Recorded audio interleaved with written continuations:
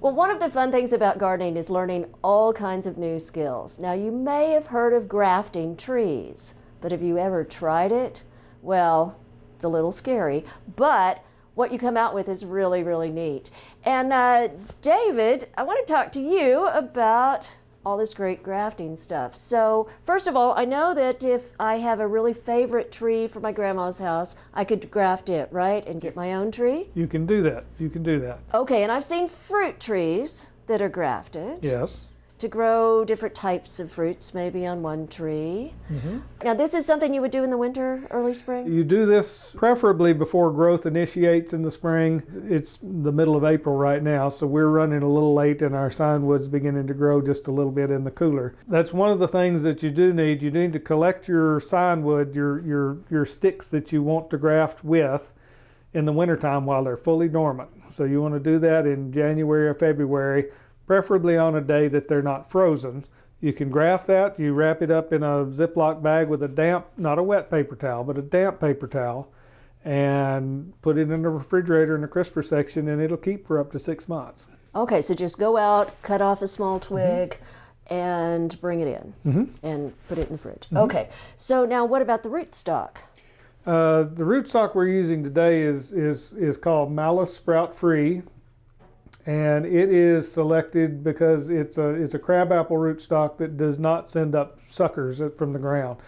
A lot of the traditional rootstock seedlings are bad to sucker, so you put this in your yard and then 4 or 5 years from now you've got a big cluster of little crabapple trees coming up from around it. And this resists that. It may have one or two, but for the most part it's just a tree and you don't get that suckering at the base.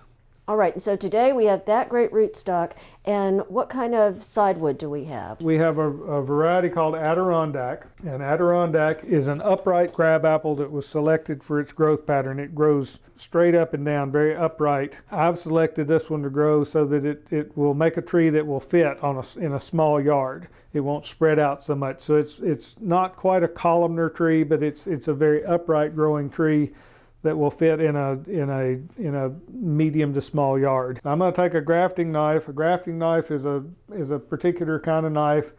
It's only sharpened on one side. So it's sharpened on this side and beveled on this side, but it's perfectly flat on the other side. And that allows you to make a straight, flat cut. If this was beveled on both sides, it would have a tendency to grab in the grain and pull to one side and make a curved cut rather than a flat cut.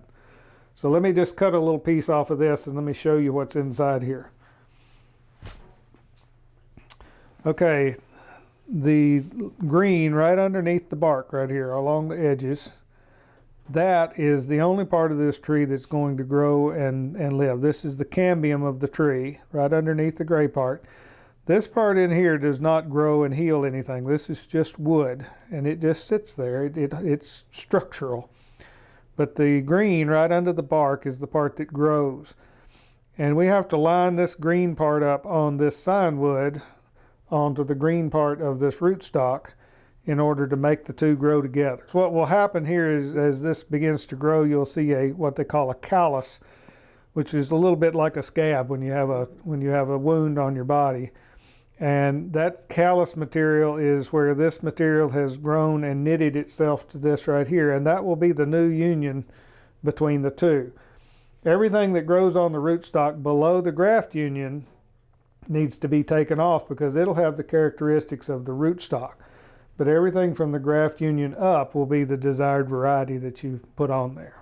Okay, so how much of the rootstock are you going to keep in most cases, and what determines how much? It's personal preference. It's whatever makes you happy. I like to grow them fairly close to the ground. So I want my trees to be. Oftentimes I just grab them and hold them where the outside of the palm of my hand is at the roots, and I'll have my cut here at the upper section right here. All right, I'm going to make a different cut on this piece of signwood here. And let me pick a rootstock. You want your rootstock and your signwood to be pretty close in size together. So you want them to be about the same size. And then you have a better chance of the cambium matching? It's best if the cambium lines up all the way on both sides. If at the very least, it's got to line up on one side. So I hold my thumb underneath. I hold the knife in my other hand. This takes a decisive cut. If you whittle, you're just wasting your time. So I'm going to make a straight cut. Trim that back a little bit. So I've got that opened up. And this is what's called a whipping tongue, and this is the tongue. I'm going to cut that in there and lift that up just a little bit. I'm going to take my rootstock, hold it the same way, put my thumb underneath it again. Now that's not a long enough cut to suit me, so I'm going to do it a second time. I want to make sure that's a flat cut, as flat as possible. I'm going to split that one like the other one, lift it up a little bit. I'm going to cut this off. I generally like to put 2 buds on there. Cut that off. And I'm going to push these together. I generally push down on the bottom of the sign wood, and that allows those to slide together and lock together. And you want that to be, when you tighten it up, I'm going to put a rubber band on there. When you tighten it up, you don't want to be able to see any light in between, and you want the cambium right under the bark on both sides as best as possible. Now that doesn't quite touch on both sides, but it's a pretty good match. And we're going to take these are rubber, grafting rubbers is what these are called, but they're just a little strip of rubber band. You put your finger, I hold it with my thumb, and you wrap it tightly. It has to be tight. You're trying to put pressure so that those 2 surfaces will knit together. At this point, besides planting it in a pot, is there anything else special you need to do to it to take care of it? We're all done. And then you put it in a pot. This is now an Adirondack crabapple tree. Well, I guess we should also label it, right? We should always put a label on one. I print labels, but get a way to mark it permanently, because you'll if you get the bug to do this, you will graft all kinds of things, and you will forget what you put on what, and where you put what you put where you put it. So at what point can we start to take all of this stuff off, and is there any possibility we're going to damage it? There's always a chance of damaging these things. Once this, in 2 to 3 weeks, this is going to start growing. I've got one here that I did 3 weeks ago. And this is a Grimes golden apple tree. We just use masking tape on this. And you can see the buds have already broken, and it has blooms on it. Now, right after we've grafted one, we don't want the blooms to mature, because this little twig can't support fruit. But we will pinch those flowers off, and then there'll be a secondary bud there that will come out and make a sprout that will grow up to be a new tree. But this is a Grimes golden apple tree on a G41 super dwarf rootstock. Well, that is just really fast results. Yeah, this apples make you look like a genius. Ah, they're the easy ones, right? Yes, they're the easy ones. This is called bench grafting, is what this is called. And the graft is called a whipping tongue, and it's pretty easy to get good results doing this. Nut trees are hard. Pecans, walnuts, hickory nuts, those sorts of things are much more difficult. And stone fruits, peaches and plums and nectarines, apricots, those sorts of things, cherries, those are generally budded in the summertime, which is an entirely different technique. They need to heal longer before you force growth, because they grow so vigorously they'll tend to blow out if you get any wind right after you graft them, and they start to grow at a young age. Okay, so you really need to know about what you're grafting. You can't just one size fits all.